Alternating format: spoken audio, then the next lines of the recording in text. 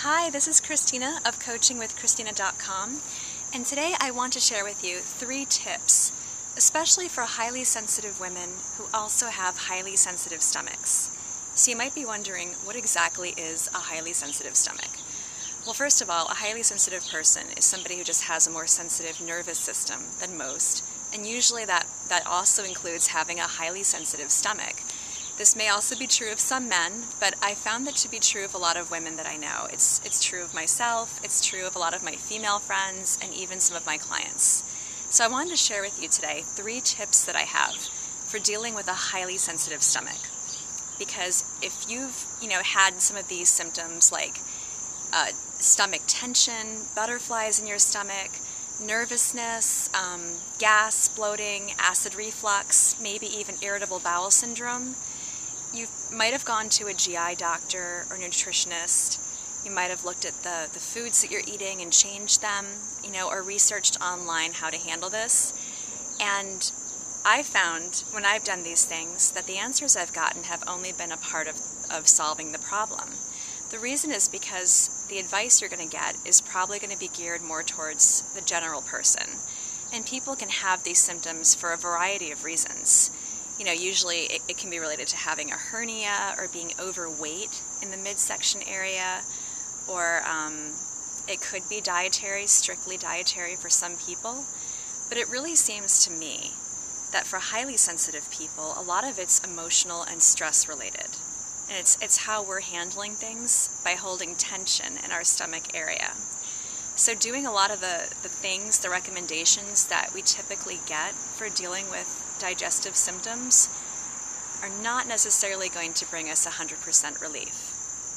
So the 3 tips I share with you today, I'm hoping will bring you more relief and give you more clarity on how to solve this, how to resolve this.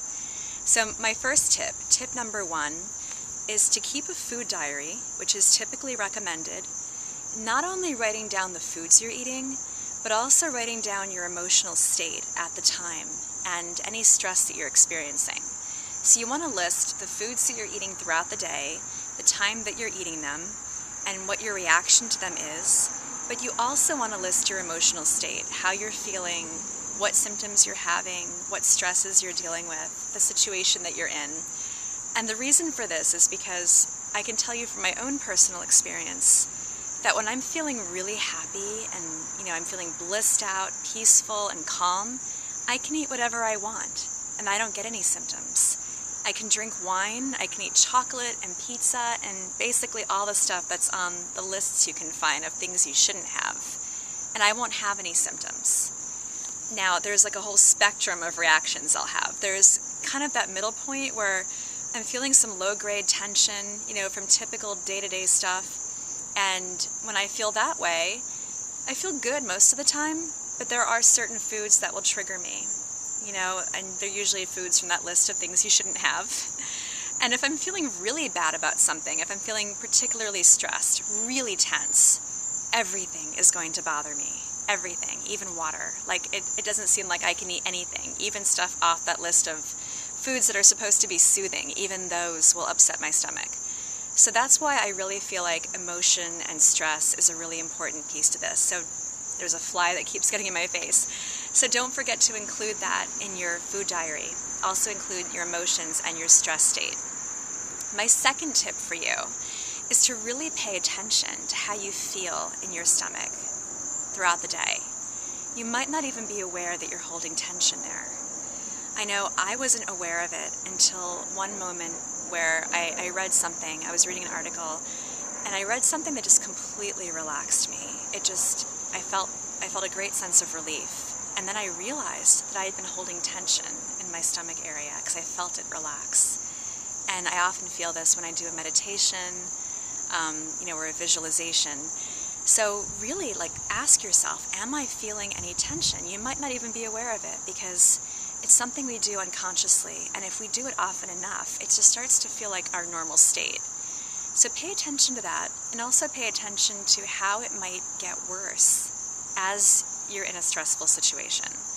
So one thing you might notice is that if you are having a conversation with somebody and it's turning into a heated argument and it's getting more and more stressful, you might find that your tension in your stomach area starts to increase, and you might go from feeling just some mild tension to maybe some pressure in your stomach, or the feeling of bubbles, air bubbles rising up in your throat, to full-on acid reflux. And the thing is, while this progression is happening, you really can turn it around if you get conscious and you can stop yourself. But if you let it get to that point where it's full-blown acid reflux, it's really hard to calm yourself down at that point and stop it. So that's why noticing this progression can be really helpful. And tip number 3 that I have for you, and this one's really powerful, I've found this to be super powerful for me, is to ask yourself, what am I resisting right now? Because if you are holding tension in your stomach area and it is contributing to discomfort that you're feeling, chances are that you're holding it there because there's something that you're resisting. There's something making you really tense and stressed out, and it needs to be resolved. And it's very typical, for myself included, to just go about your day, to go about my day, and be really busy with work or whatever it is that I'm doing, and just not address whatever is bothering me, just not pay attention to it. And that, of course, keeps the problem going. So to do this, it does take some courage, because you really do have to opt out of whatever you're doing. Stop working, or, pause for a few minutes, stop whatever you're doing, go to the bathroom, be alone, take a break, and really ask yourself, dialogue with yourself, what am I resisting right now? Are you conflicted about something? Is there a decision you have to make and you're weighing both sides of it in the back of your mind? Is there something you want to do but you just don't feel like you have the time to do it, or like you should do it? These are all common things that, we can get really, really tense about. And, the answer really is to make how you feel right now the top priority, and just stop whatever you're doing and be able to resolve it and let it go. Now, I believe I have 6 more tips on my blog about this. I might be adding some more. The tips that I have over my blog are a little more general. They're, more the typical advice that you would find for coping with digestive issues, particularly acid reflux. And I'm giving them more of a spin for being a highly sensitive person. So I've got 6 more tips over there, might add some more as time goes by. And I hope this has been helpful for you. Please let me know if this resonates with you, because this is something that I've discovered with myself and with people that I know, and I'm really curious to hear if a lot of other people are having the same experience. So leave a comment, here on the blog, or wherever you are, if you're on YouTube, and let me know what you think, if this is true for you.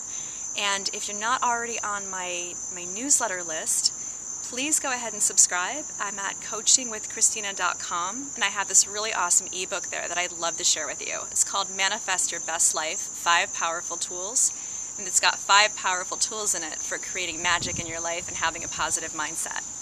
So I hope you enjoyed this. Please share it with somebody if you know somebody who would benefit, and I'll talk to you soon. Bye.